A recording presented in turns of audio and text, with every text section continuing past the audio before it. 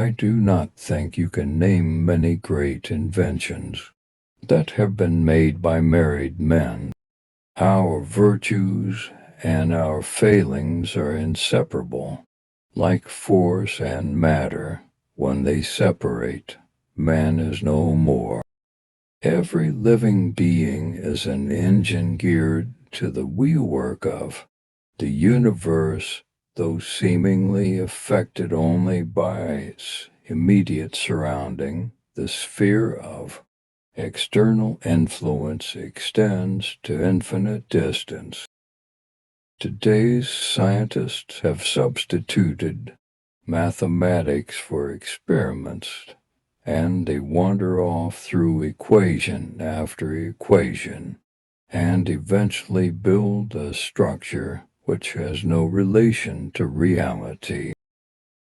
I do not think there is any thrill that can go through the human heart like that felt by the inventor as he sees some creation of the brain unfolding to success. Such emotions make a man forget food, sleep, friends, love, everything.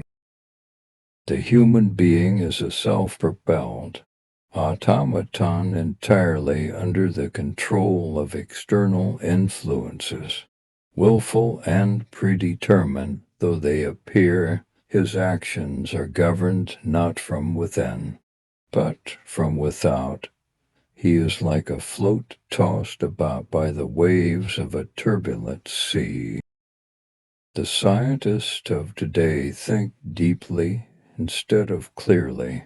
One must be sane to think clearly, but one and think deeply and be quite insane. It seems that I have always been ahead of my time. I had to wait 19 years before Niagara was harnessed by my system, minus 1 year before the basic inventions for wireless which I gave to the world in 1893 were applied universally. The feeling is constantly growing on me that I had been the first to hear the greeting of one planet to another. The scientific man does not aim at an immediate result.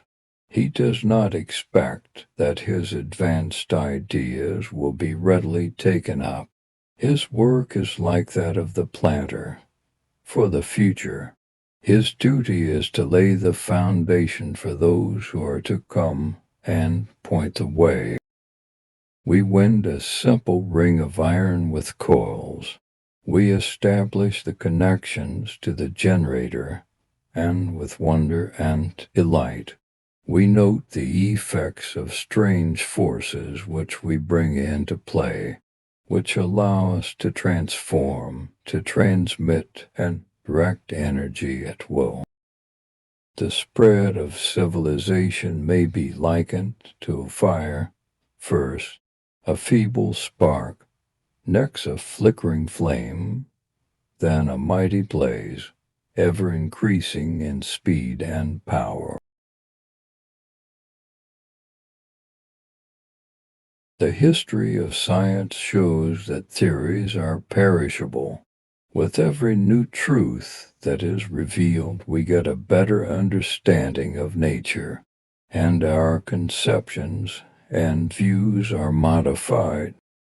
In a time not distant, it will be possible to flash any image formed in thought on a screen and render it visible at any place desired.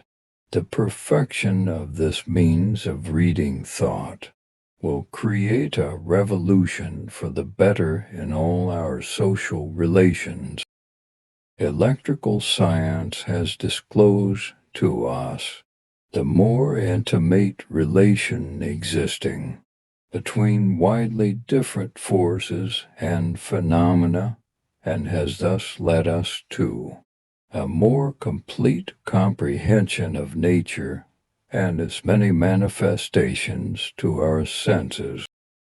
I constructed a laboratory in the neighborhood of Pikes Peak, The conditions in the pure air of the Colorado mountains proved extremely favorable for my experiments, and the results were most gratifying to me.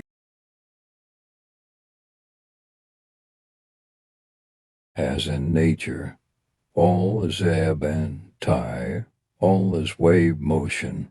So it seems that in all branches of industry, alternating currents, electric wave motion, will have the sway. By an irony of fate, my first employment was as a draftsman. I hated drawing. It was for me the very worst of annoyances. Fortunately, it was not long before I secured the position I sought, that of chief electrician to the telephone company. The secretary of hygiene or physical culture will be far more important in the cabinet of the President of the United States, who holds office in the year 2035, than the Secretary of War. From my childhood I had been intended for the clergy. This prospect hung like a dark cloud on my mind. The newspapers of the 21st century will give a mere stick in the back pages to accounts of crime or political controversies, but will headline on the front pages the proclamation of a new scientific hypothesis. The trend of opinion among eugenists is that we must make marriage more difficult. Certainly no one who is not a desirable parent should be permitted to produce progeny. There is no memory or retentive faculty based on lasting impression. What we designate as memory is but increased responsiveness to repeated stimuli. The universal utilization of water power and its long-distance transmission will supply every household with cheap power and will dispense with the necessity of burning fuel. The struggle for existence being lessened, there should be development along ideal rather than material lines. The harness of waterfalls is the most economical method known for drawing energy from the sun. Please like, share, and subscribe.